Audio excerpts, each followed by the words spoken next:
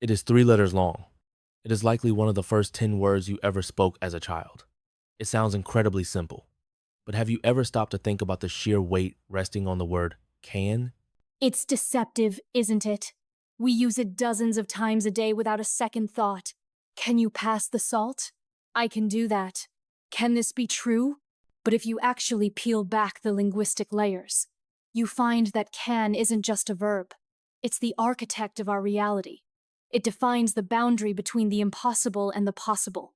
That is a massive claim for such a tiny auxiliary verb. You're saying that when I say I can make coffee, I'm doing something profound. In a way, yes. Think about the mechanics. When you say, I can, you are asserting agency. You are claiming a capacity to alter the state of the world. But here is where it gets messy. Can is doing triple duty in the English language. It handles ability, it handles permission, and it handles possibility. And we mix them up constantly. Oh, I know exactly where you are going with this. You are taking me back to elementary school, the classic teacher trap. The can I go to the bathroom? Trap. Exactly. I raise my hand, I ask, can I go to the bathroom? And the teacher looks over their glasses and says, I don't know, can you? It used to drive me crazy. It is annoying, but the teacher, pedantic as they were, was highlighting a fundamental ambiguity. You were asking for permission, which is technically the domain of may, but you used the word for ability. The teacher was jokingly questioning your physical control over your own bladder. Which is just cruel when you're 7 years old. But language evolves, right? I feel like can has totally cannibalized may in modern English. May sounds so stiff now. It does.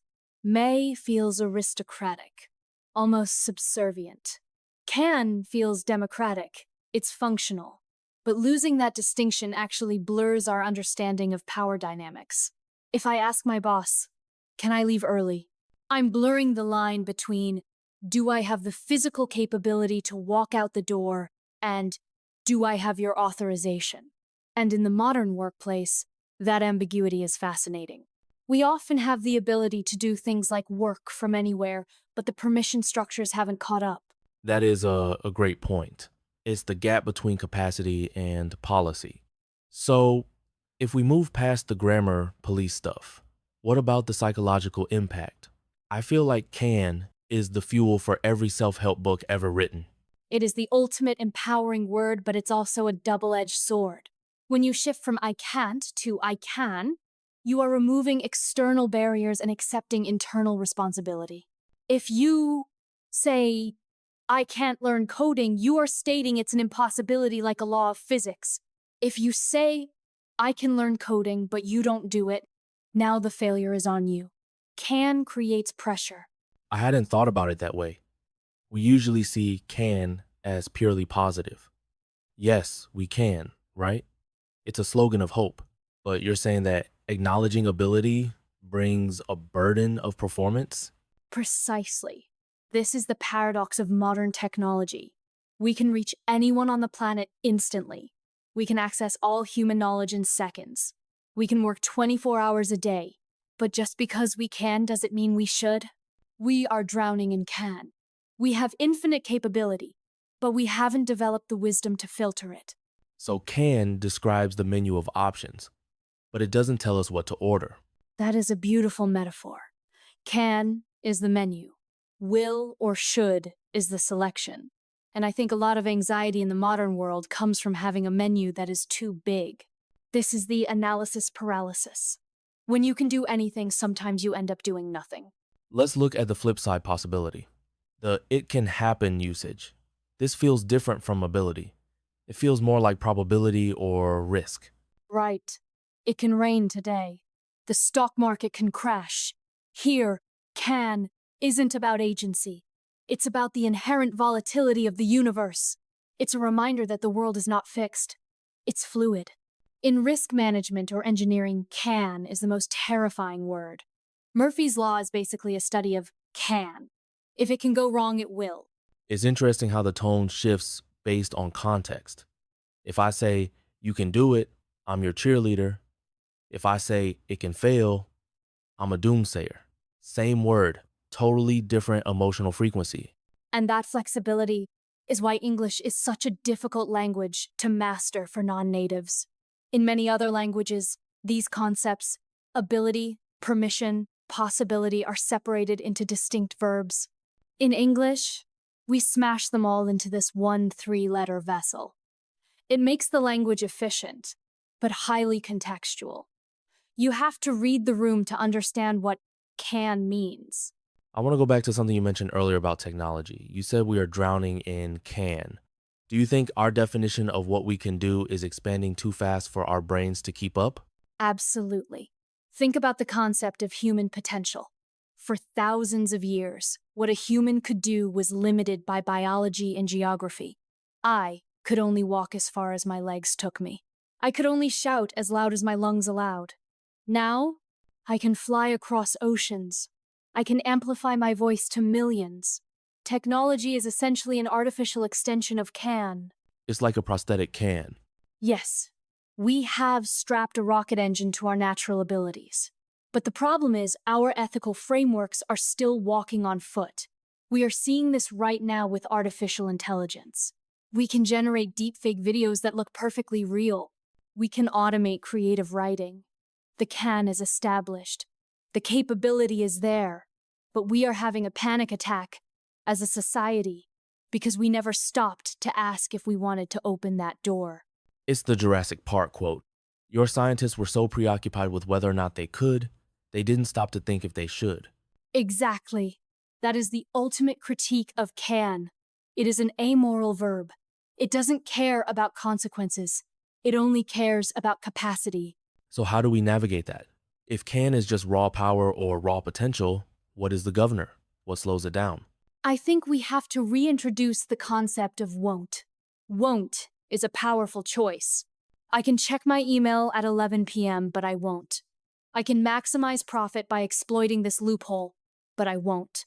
Won't implies that you have the power, but you are choosing restraint.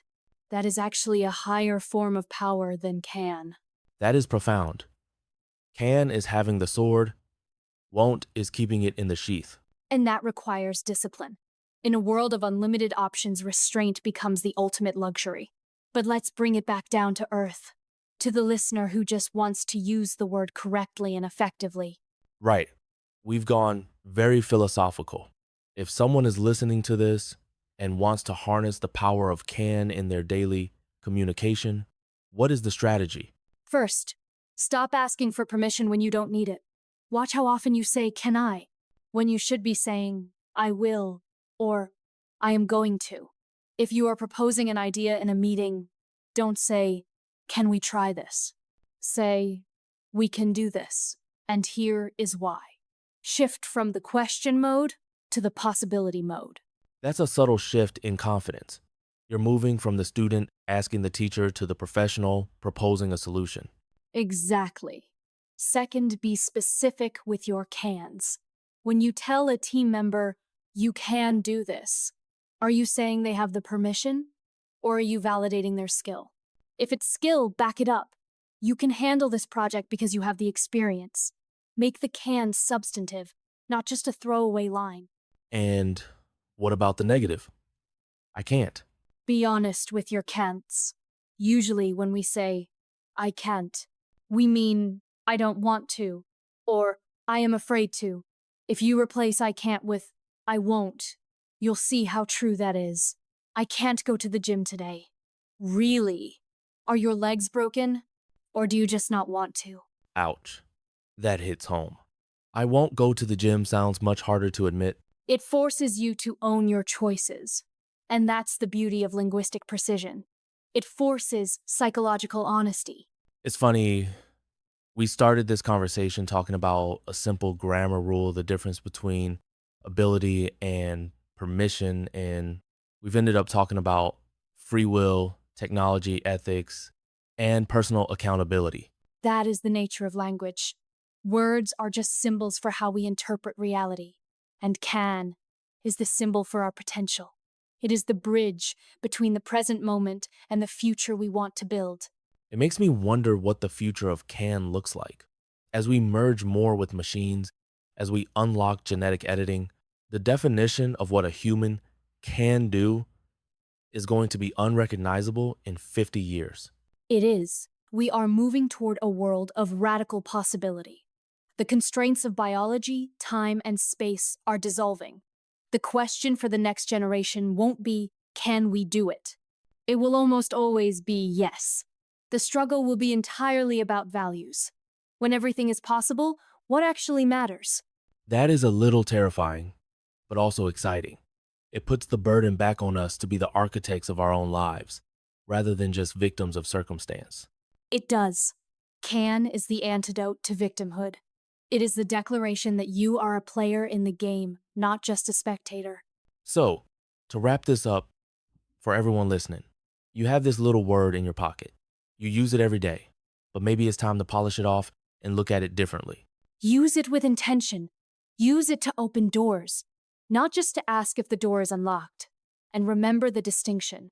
Just because you can doesn't mean you have to. But knowing you can, that changes everything.